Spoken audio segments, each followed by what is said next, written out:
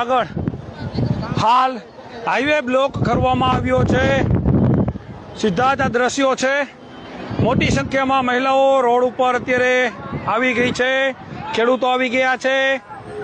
જોઈ શકો છો અત્યારે સંપૂર્ણ આખો જે આ હાઈવે છે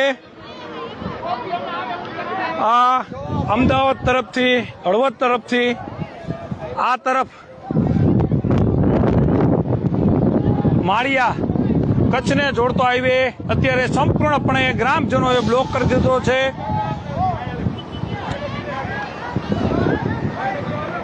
એક પણ વાહન અહીંથી અત્યારે પસાર થવા દેવામાં આવતું નથી।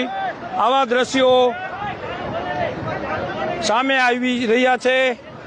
જેતપર ગામે જે પ્રકારે ખેડૂતના ખેતરની અંદર વીજ કંપનીઓ કામ કરી રહી છે, આજે ઘણી બધી મહિલાઓને ખેડૂતોને ડિટેન કરવામાં આવી રહ્યા છે, ત્યારે હાલ અત્યારે સીધા જ દ્રશ્યો છે જેતપર ગામેથી, જ્યાં અત્યારે તમામ જેતપર ગામના લોકો દ્વારા અહીંયા અત્યારે રસ્તો જે છે એ સંપૂર્ણપણે હાઈવે આખો બ્લોક કરી નાખવામાં આવ્યો છે।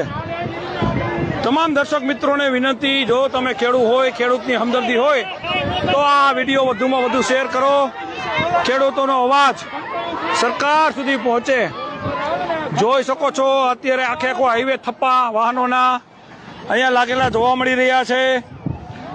આખો હાઈવે અણિયારી ટોલ નાકા તરફથી આ જે માળિયા કચ્છ હાઈવે જોડતો આખો હાઈવે અત્યારે થોડી જ મિનિટોની અંદર વાહનોના થપ્પા લાગી ગયા છે। થપ્પા એટલા માટે લાગ્યા છે, આપણે આજે બપોરના જોઈ રહ્યા છીએ। પોલીસ ફરી એક વખત અહીંયા આવી પહોંચી છે અને ફરી એક વખત ઘર્ષણના દ્રશ્યો સામે આવશે।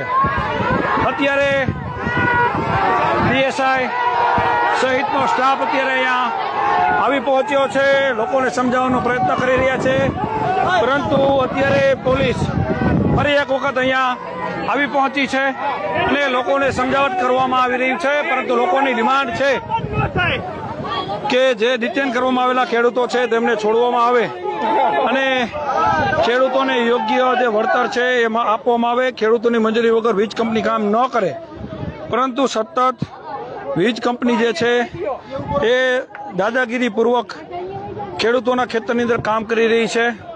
ઘર્ષણ પોલીસ અને ખેડૂતોને થઈ રહ્યું છે।